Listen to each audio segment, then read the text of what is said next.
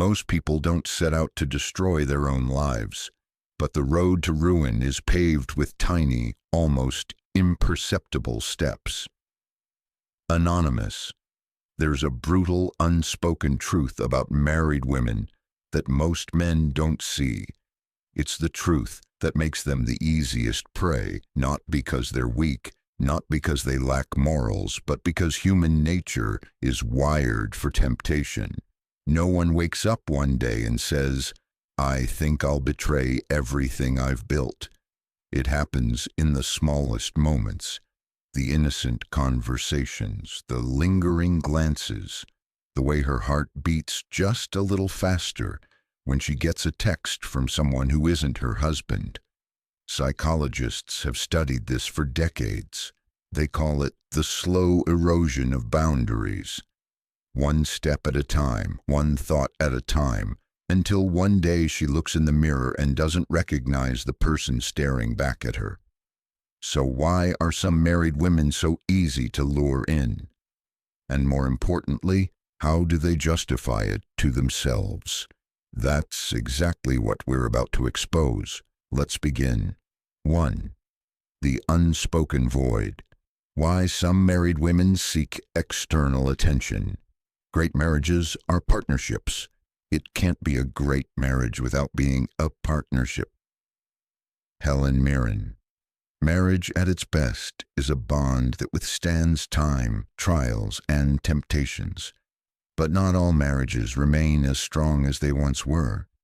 Some women, despite having taken vows, find themselves drawn to attention outside their marriage. And most of the time, it's not about physical attraction alone. It's psychological. The biggest mistake people make is assuming that these women are looking for an escape. In reality, many of them are simply searching for something they lost along the way. Human beings are wired for connection. Women in particular have a deep-rooted need for emotional intimacy, not just physical presence.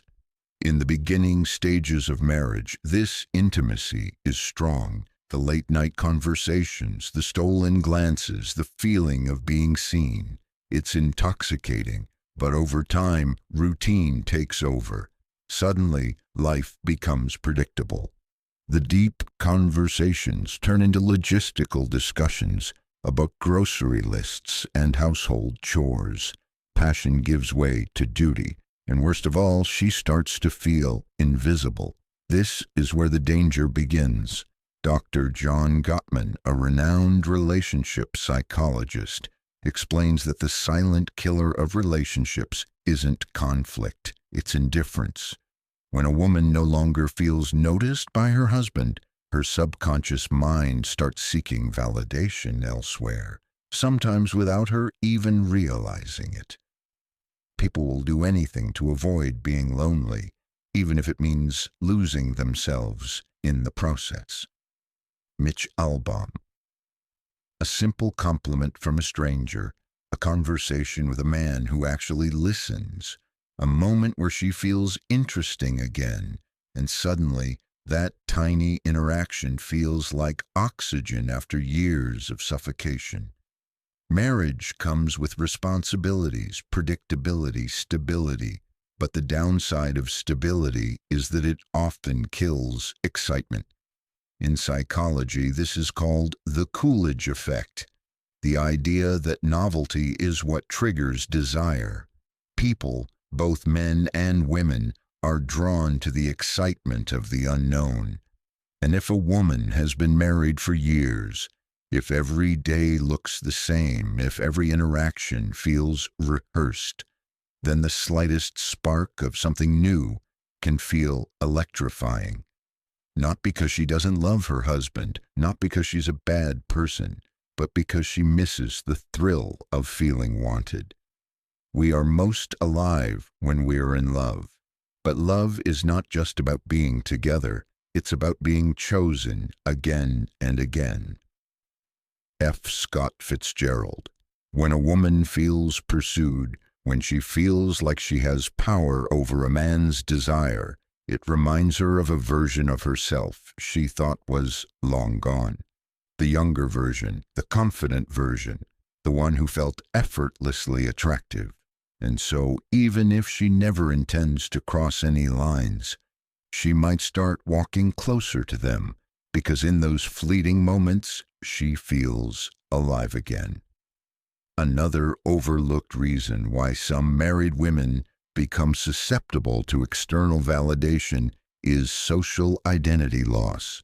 Many women, after marriage, start to feel like they are no longer an individual. They are someone's wife, someone's mother, someone's caretaker. Their identity shifts from who I am to others.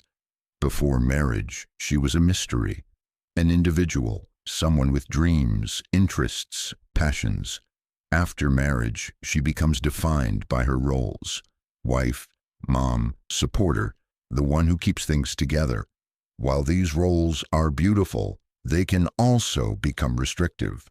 If a woman no longer feels like her own person, she might start seeking out interactions that make her feel separate from her role. And sometimes that interaction comes in the form of another man. 2. The justification game.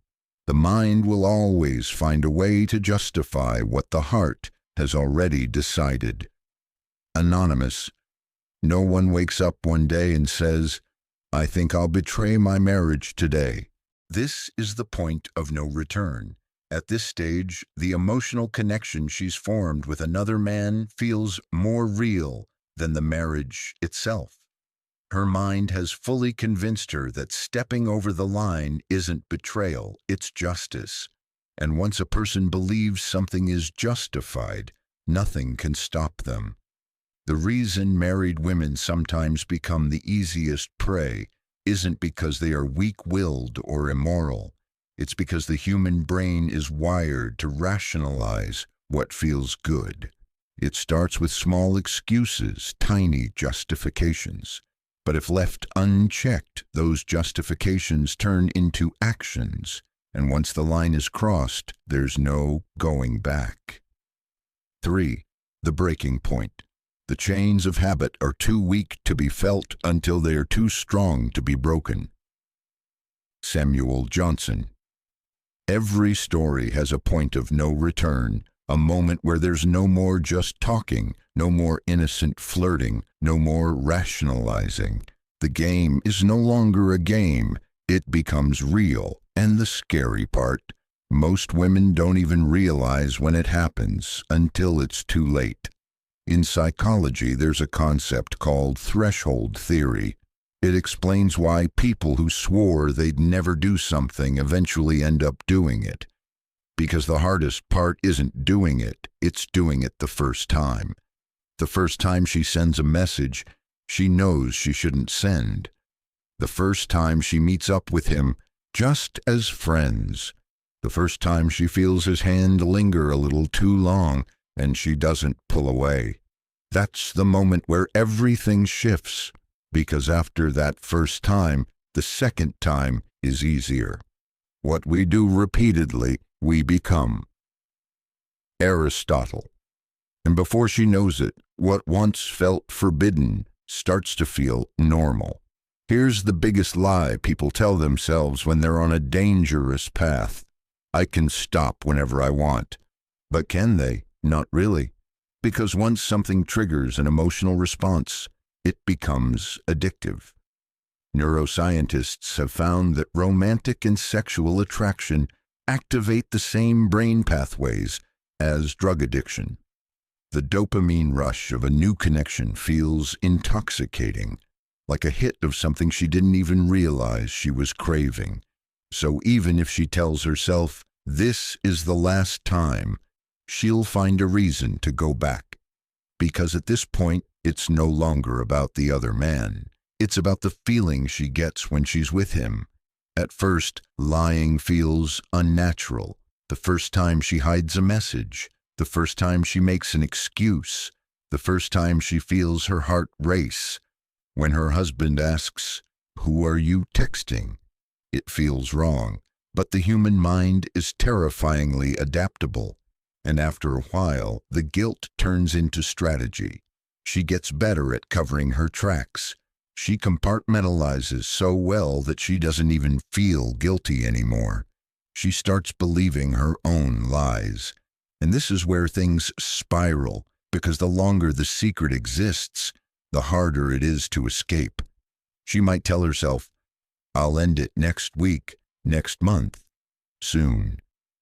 But weeks turn into months, and by the time she realizes she's trapped in her own web, it's too late. Here's the final shift that happens in a woman's mind when she's gone too far. She stops seeing her marriage as her primary relationship. Her husband becomes the other man. The real connection, the real passion, the real intimacy. It's happening elsewhere. At this stage, even if she hasn't physically crossed the line, her heart already belongs to someone else. And when that happens, there are only two ways the story ends. She gets caught. She eventually walks away from her marriage, unable to live a double life anymore. So why are some married women the easiest prey? Because they're not looking to cheat. They're looking to feel something they lost. And once they find it, walking away feels impossible. Not because they don't love their husbands, but because they've convinced themselves that what they've found is something they'll never get back at home. And once that belief settles in, nothing will ever be the same again. So if you understand this truth, you hold power. The power to see what others miss. The power to read between the lines. The power to recognize the silent signals before they turn into something irreversible. And with that knowledge, you'll never be blind to the game again. This is Stoic Mind. Until next time, take care and see you in the next video.